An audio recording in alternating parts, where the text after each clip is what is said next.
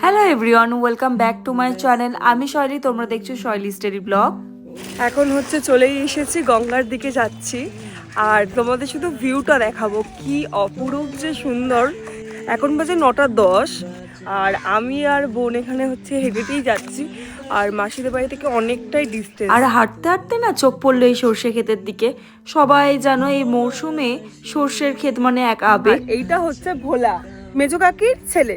আর দু চোখ যেদিকে যাচ্ছে শুধু সর্ষের ক্ষেত, আর তারই মাঝে আছে বিশাল বড় কলার বাগান। এবার সবাই দেখি সর্ষে ফুলে এরকম পোস্ট করছে। আমি ভাবছি কবে আমি যাব। তো ফাইনালি এসে গেছি। আর চলো সামনে আরো যেতে থাকি, আরো সুন্দর সুন্দর ভিউ তোমাদের দেখাতে থাকি। এত সুন্দর হচ্ছে একটা জায়গা আসার জন্য এইরকম একটা বিপর্যয় একটা রাস্তা অতিক্রম করতে হয়। তো আমি পারি, সব কিছুই পারি, আমারও হ্যাবিট আছে। বাট আমি যখন এই যে হাঁটতে হাঁটতে নিচের দিকে তাকাচ্ছি, নিচের দিকে যে গ্যাপটা না, সেটাই আমার ভয়ে একদম। দেখতে এরকম লাগছে, এটা কিন্তু ভীষণ গভীর ছিল। মানে এই বাঁশের চালাগুলোর মিডিল দিয়ে যখন নিচে জলটা দেখা যাচ্ছিল না, সেই মুহূর্তেটা আমার বিশাল ভয় লাগছিল। সত্যি বলতে আমি ছোট থেকেই না হাইটে প্রচুর ভয় পাই। আজ অব্দি ছোট থেকে বড় হয়েছে, এখন অব্দি কোনোদিনও নাকর দোল্লায় উঠিনি। মানে বুঝতে পারছো আমি কিরকম ভীতু। এই যে শহরে যে এই একঘেয়েমি জীবন, এর থেকে না মুক্তি পেয়ে যখন এইসব দৃশ্য যখন চোখে পড়ে, আলাদাই এক শান্তি কাজ করে। আজকে যদি না আমি আসতাম, এই ভিউটা পুরোপুরি মিস খেতাম আর ঘরে শুয়ে শুয়ে বোর হতাম। আর আমি আগেই বললাম না হাইটে আমি কতটা ভয় পাই। তো সামনে এগিয়ে এসেই দেখি ভোলা আগে আগে গিয়ে গাছটার মধ্যে উঠছে। মানে বিশ্বাস করো, ওটা দেখা মাত্র আমার বুকের জল শুকিয়ে গেছে। মানে ও উঠছে, ভয়ে আমার গা ঠান্ডা হয়ে যাচ্ছে। সামনে আসা মাত্রই চোখে পড়লো এক ইটভাটা। সেখানকার কর্মচারীরা কাজ করছিল, সেটাই দাঁড়িয়ে দাঁড়িয়ে দেখলাম বেশ খানিকক্ষণ।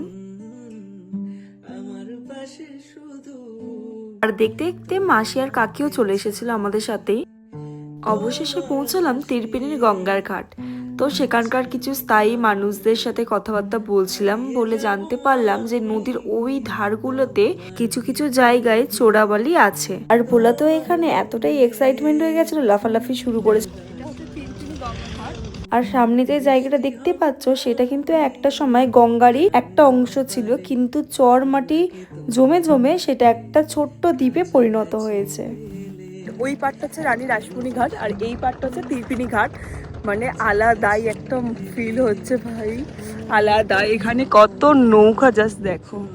সত্যি প্রকৃতির কাছে না সব সৌন্দর্যই মনে হয় হার মানে।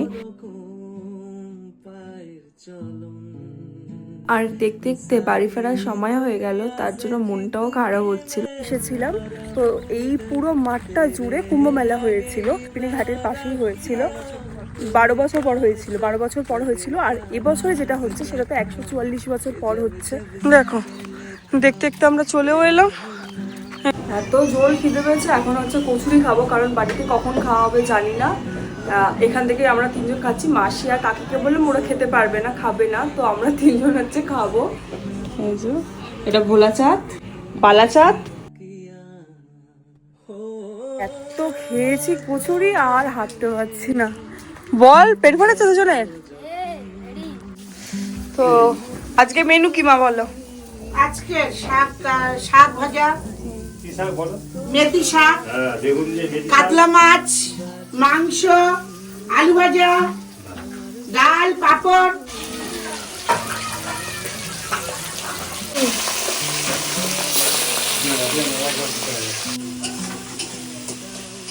এই যে আজকে রান্না বান্না করছি, অনেকগুলো মাছ ভাজা।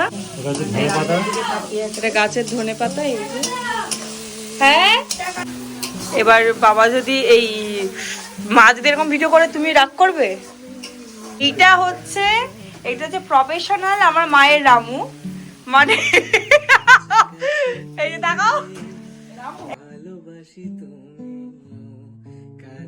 এটা হচ্ছে আমার মাসি, ছোট মাসি।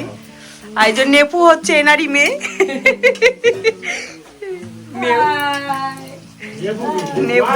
নেপু বাবা আজকে বিশাল কাজ করছে। টাকা দেখি আজকে বাঁশের বাইরে না একটা ছোট্ট পুচকি উনুন ঘর, কি সুন্দর না উনুনটা, কি সুন্দর তুলেছে দেখো। আর অনেকক্ষণ ধরে দেখছিলাম বাবা মায়ের কাছে ঘুরঘুর করছিল, তো বললাম দাঁড়াও দুজনকে একটা ছবি তুলে দিই। তো মা তো হেসেই অস্থির, ছবি তুলবে না হাসবে। স্নান টান করে তো সোজা খেতে বসে পড়েছিলাম। আর আরেকজনকে দেখো, কেউ খেতে দিচ্ছে না বলে ওর খাবারটাও নিজেই বেড়ে নিচ্ছিল। তো আমরা খেতে থাকি আর তোমরা দেখতে থাকো এখানে। কে রান্না করেছে? মাসি।